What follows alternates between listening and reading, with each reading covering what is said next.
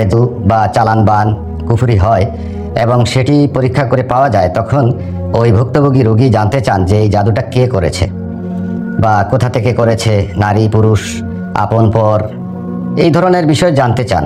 কে জাদু করেছে এটা কোনো মানুষ বাহিরে থেকে আপনাকে বলে দিতে পারবে না। কোনো হুজুর বলেন, কোনো পীর সাহেব বলেন, কোনো মোল্লা কবিরাজ বলেন, কেউই বলতে পারবে না আপনাকে কে জাদু করেছে। তবে আপনি সেটা জানবেন, অবশ্যই আপনি জানার মতো ব্যবস্থা রয়েছে। আজকে এমন একটি চমৎকার আমলের কথা আপনাদেরকে জানাবো, যেটি আপনারা যদি করেন ইনশাল্লাহ আপনি জেনে যাবেন আপনাকে কে জাদু করেছে। এজন্য আপনি রুহানি হাজিরা করে প্রথমে জাদু আছে কিনা সেটা জানার কোনো প্রয়োজন নেই। আপনি নিজে থেকেই জেনে যাবেন আপনার উপরে জাদু আছে কিনা, আর কে জাদুটি করেছে তার চেহারা আপনি দেখতে পাবেন। এটি খুবই গুরুত্বপূর্ণ এবং কিছুটা ভয়ঙ্কর। এটি করতে হলে সাহসের প্রয়োজন রয়েছে। যাদের সাহস আছে তারাই করবেন, যাদের সাহস নাই তারা এই কাজে হাত দিবেন না দয়া করে। এবং যাদের হার্টের সমস্যা আছে বা যারা দুর্বলতা অনুভব করেন, দুর্বল মানুষ, দুর্বল মনের মানুষ, তারা কখনোই এই কাজটি করতে যাবেন না। এটি করবেন যাদের মনে সাহস আছে এবং মানসিকভাবে যারা প্রস্তুত আছেন তারাই করবেন। এজন্য যা প্রয়োজন হবে সেটি হচ্ছে এই ধরনের একটি আয়না প্রয়োজন হবে। এই যে আয়না দেখছেন আপনারা, এই ধরনের একটি আয়না প্রয়োজন হবে। যার ঘরে যেরকম আয়না আছে সেই রকম একটা আয়না নেবেন। আমি একটা আয়না নিলাম আমি আপনাদেরকে স্যাম্পল দেখানোর জন্য। তো আপনারা আপনাদের একটা আয়না নেবেন, এরকম আয়নাটা যেন সুন্দর পরিষ্কার থাকে। এবং কাজটি করতে হবে ঠিক রাতের শেষাংশের দিকে, 2টা থেকে 3টার ভিতরে অবশ্যই করবেন। যিনি করবেন তিনি অবশ্যই পবিত্র অবস্থায় থাকতে হবে, এবং যদি নারী হন তিনিও পবিত্র থাকতে হবে, এবং যিনি পুরুষ তিনিও পবিত্র থাকতে হবে। এই আমলটি পরপর 3 রাত করতে পারেন। প্রথম রাতেই যদি আপনি ফলাফল পেয়ে যান আলহামদুলিল্লাহ। যদি আশানুরূপ কোনো ফলাফল আপনার ওই রাতে না আসে তাহলে পরবর্তী রাতে ইনশাআল্লাহ তাআলা একই আমল আবার করবেন। ইনশাআল্লাহ তৃতীয় রাতে অবশ্যই 100% আপনি দেখে ফেলবেন কে আপনাকে জাদু করছে বা কারা করেছে। সব কিছু আপনার চোখের সামনে ভেসে উঠবে এই আয়নার মধ্যে। খুবই চমৎকার এবং গুরুত্বপূর্ণ আমল, জেনে নিন কীভাবে করবেন।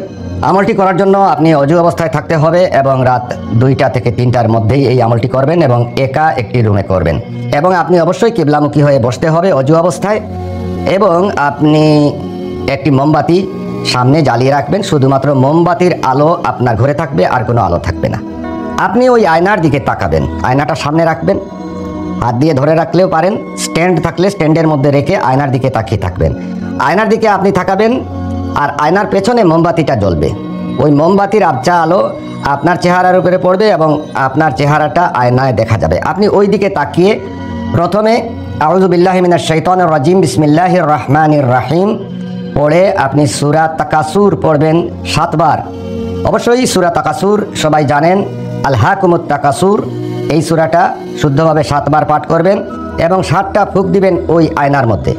এরপরে আবার পড়বেন বিসমিল্লাহির রহমানির রহিম তাব্বাত ইয়াদা আবি লাহাবি ওয়া তাব, অর্থাৎ সূরা লাহাব 7 বার পাঠ করে 7টি ফুঁক দিবেন ওই আয়নার মধ্যে। ফুঁক দেওয়ার সময় বিসমিল্লাহ বা আউযুবিল্লাহ কিচ্ছুই পড়তে হবে না, শুধু ফুঁক দিবেন, এইভাবে 7 বার ফুঁক দিবেন।